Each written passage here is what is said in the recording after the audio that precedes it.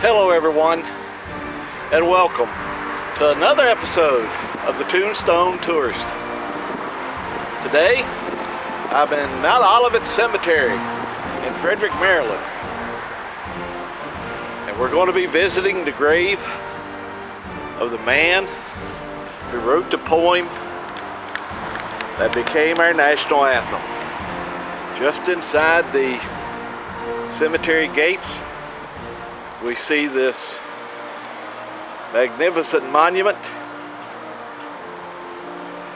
and the final resting place of Francis Scott Key.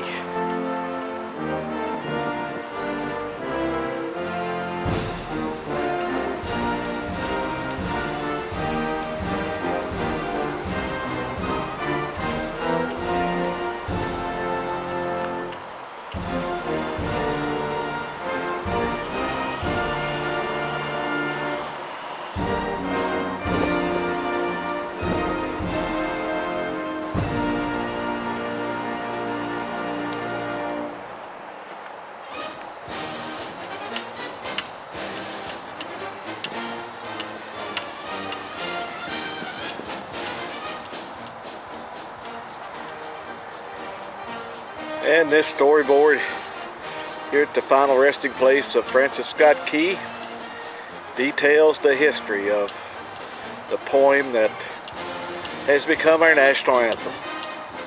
Oh, say can you see, on the evening of September 13th, 1814, British warships in Baltimore Harbor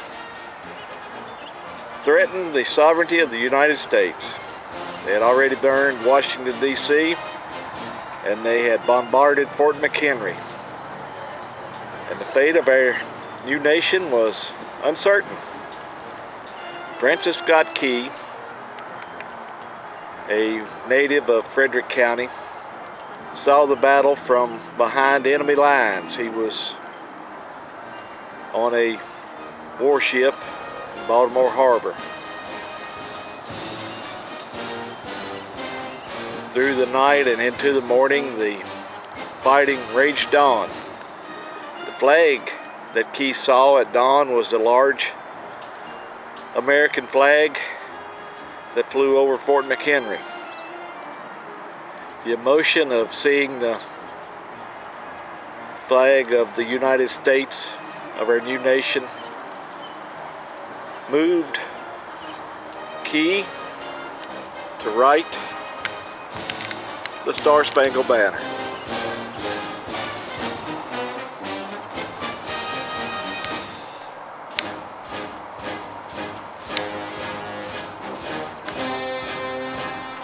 Francis Scott Key was a native of Frederick, Maryland.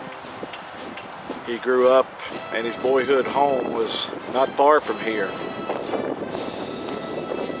He died at his daughter's home in Baltimore on January the 11th, 1843, and was buried nearby in Old St. Paul Cemetery. In 1866, the Key family moved his remains to apply to this cemetery, where he could lie as he wished in the shadows of the Catoctin Mountains. In 1898, the Key Monument Association reinterred Key and his wife in the circle that we see here.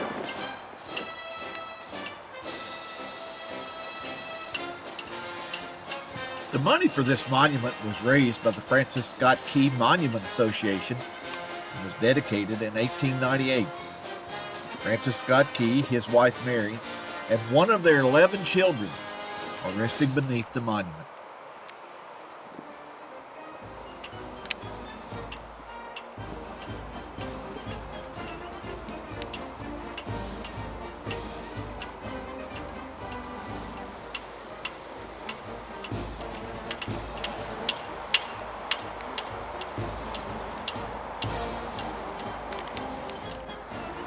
Not many people realize that there is actually 4 verses to the poem that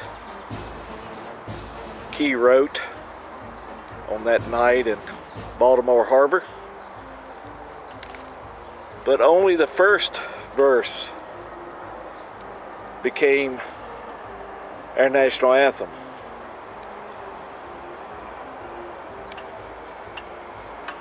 And all of 4 verses of the Star-Spangled Banner are inscribed here on this bronze plaque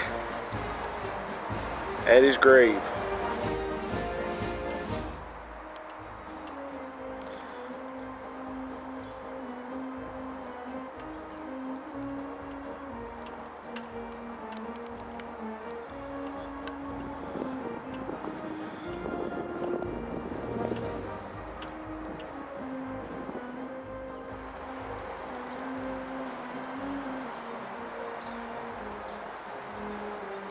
Just a few steps from the Francis Scott Key grave site, we come to this bronze plaque that has to do with the Dred Scott decision.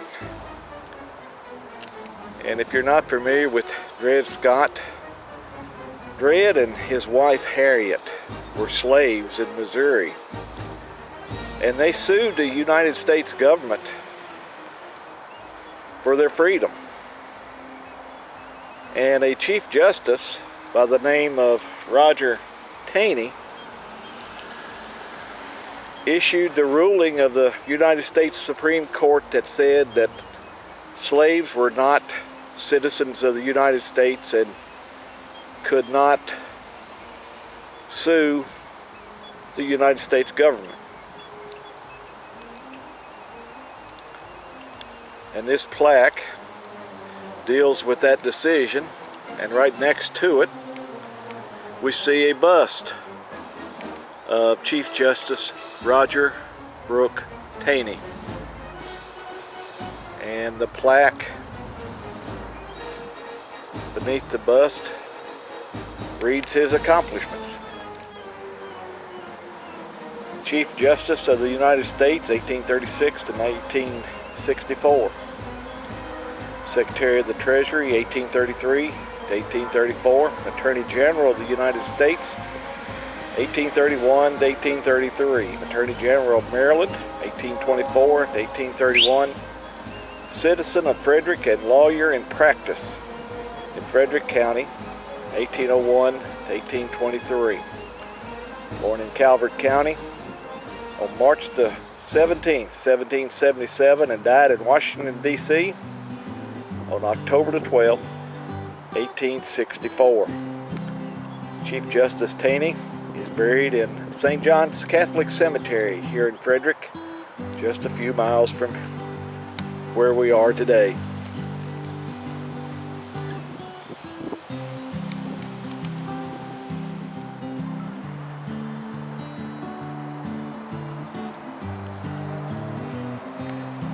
And right behind the bust of Justice Taney, we find a bust of Revolutionary War patriot Thomas Johnson. The plaque reads that Thomas Johnson was a friend of Washington, diligent worker for independence, and nominator of Washington for Commander-in-Chief of the Continental Army. Member of the Council of Safety, Continental Congress, and of Maryland's convention to ratify the Articles of Confederation. First Governor of the state of Maryland, Associate Justice of the United States Supreme Court, and it goes on to say he was born in Calvert County on November the 4th, 1732, and died at Rose Hill near Frederick on October the 26th, 1819. Governor Johnson is buried here in Mount Olivet Cemetery. We will be visiting his grave in my next video because this one's getting a little long. So I'm going to end it here at the gravesite of Francis Scott Key. Hope you found something interesting in this video. If you did, please give me a thumbs up below. If you want to be notified when I post future videos, be sure to ring that bell and subscribe.